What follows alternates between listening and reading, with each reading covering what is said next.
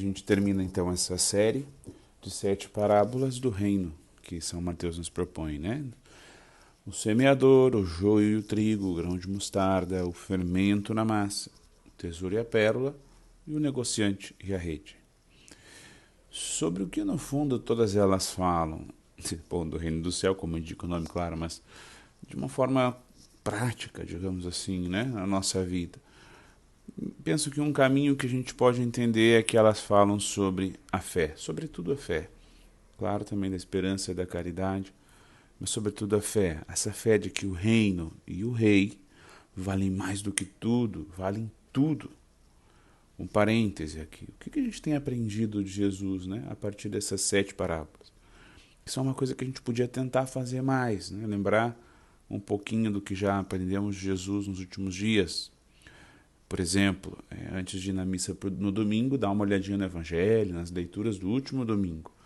Se não tem nada diferente, normalmente elas estão numa certa sequência. E isso ajuda a gente a lembrar, né, e a fazer uma continuidade no pensamento, no que a gente está aprendendo.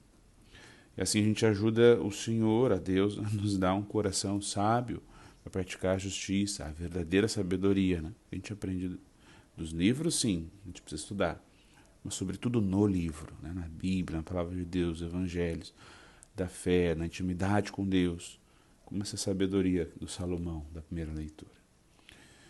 E é a sabedoria, a fé, que me faz ver o mundo sob a ótica de Deus. E isso se dá de muitas formas, mas de muito prático isso. Por exemplo, alguns exemplos. Um fiel, ele ouve dizer que Jesus, o Deus verdadeiro, morreu na cruz e fica constrangido, porque Deus ama ele tanto a ponto de morrer por ele. O que não tem fé ri de um Deus que é capaz de morrer. O que tem fé vê a dor, a doença, o sofrimento, a sua, como uma oportunidade de aprender algo, de se unir ao sofrimento de Cristo e de oferecer isso pela conversão dos pecadores, almas do purgatório, e ainda consegue colocar um sorriso no rosto. O que não tem fé reclama, murmura, pergunta por que Deus está fazendo isso comigo, com ele, né? O que ganha, acaba ganhando, bom, a doença não passa, mas aumenta a dor, senão física e espiritual. O que tem fé vê os defeitos dos outros e lembra que também tem defeito, e que os seus defeitos também incomodam os outros, e que apesar dos seus defeitos, Deus o ama, e justamente porque ama, quer que mude, lógico. Então, não fica fazendo fofoca do defeito do outro. O que não tem fé vê o defeito do outro e se acha muito superior a ele. E por isso expõe ainda mais as suas limitações e a miséria do outro. E ainda vai começar a conversa dizendo assim, olha, não é que eu estou fazendo fofoca, viu? É só comentário. Meu amigo, é fofoca. Quem tem fé procura ao máximo estar na presença de Deus, sobretudo nos sacramentos. Organiza a fé para ir na missa todo fim de semana, e até algum dia mais na semana, se pode. Se confessa com certa regularidade, porque entende que, bem, se não cometeu pecados graves, ainda tem muita conversão para amar a Deus, amar com amor puro.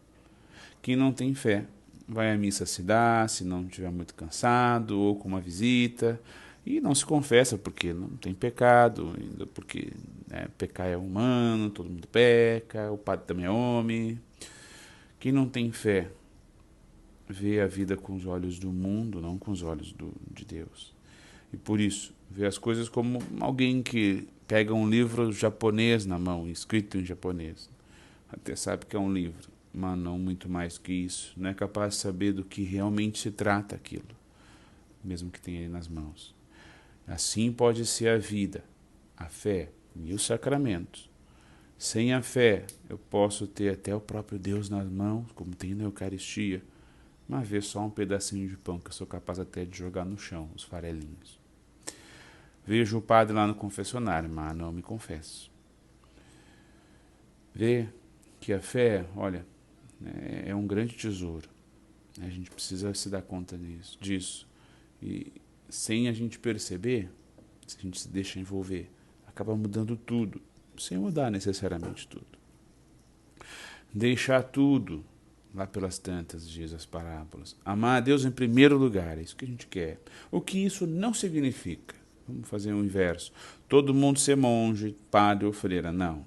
Não se trata de não trabalhar para poder rezar 24 horas por dia. Aliás, São Paulo diz, quem não quer trabalhar, que não coma. Não. Não significa não cuidar da família e estar 24 horas na igreja. Vender tudo o que tem, dar para os pobres, que se alguém ficar rico vai para o inferno, ou se é pobre vai para o céu.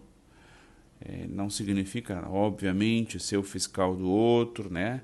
Da fé do outro e condenar cada pecado que ele comete, com as fofocas que a gente já falou. Então, bem, o que significa? De uma maneira bem resumida, porque a gente já falou um pouco também sobre isso, significa fazer tudo, absolutamente tudo, por amor a Deus. Das coisas mais simples e pequenas, a louça que se lava, trocar a fralda do bebê, trabalhar com empenho, dedicação, chegar no horário, não roubar o tempo do trabalho, do estudo, da oração, com rede social, WhatsApp, ajudar a cuidar do outro, sobretudo da família. E bem, também se divertir por amor a Deus. Fazer o que quer que se faça por amor a Deus. Assim, a gente vai saber o que fazer e o que não fazer. Como fazer. Assim, a gente adianta um pouquinho do reino do céu. Tesouro escondido, tornar a esconder, também ouvimos. A nossa fé é o grande tesouro da nossa vida. É a única coisa que só depende da gente para que a gente perca. Ninguém pode tirar de nós. O resto tudo a gente pode perder. As coisas, a nossa casa, o nosso emprego, a nossa família, a nossa liberdade. Mas Deus, nada, nem ninguém pode tirar de nós, a não ser nós mesmos. Mas a gente pode perder.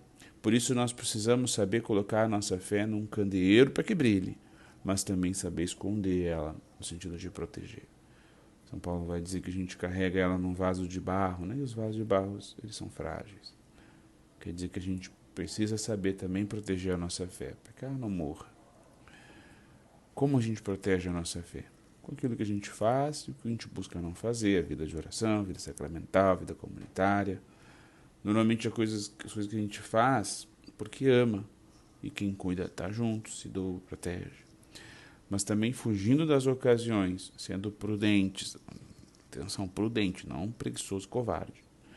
É mais ou menos como alguém que está dizendo dieta, porque, sei lá, descobriu que tem diabetes. Vai cuidar para fazer algumas coisas, comer comida saudável, fazer exercício, sei lá o que, né? E vai fugir de outras, não fazer outras. Vai evitar entrar numa padaria, sei lá, né? Na loja de doce, porque assim ele diminui a chance de cair na tentação. Melhor sair correndo.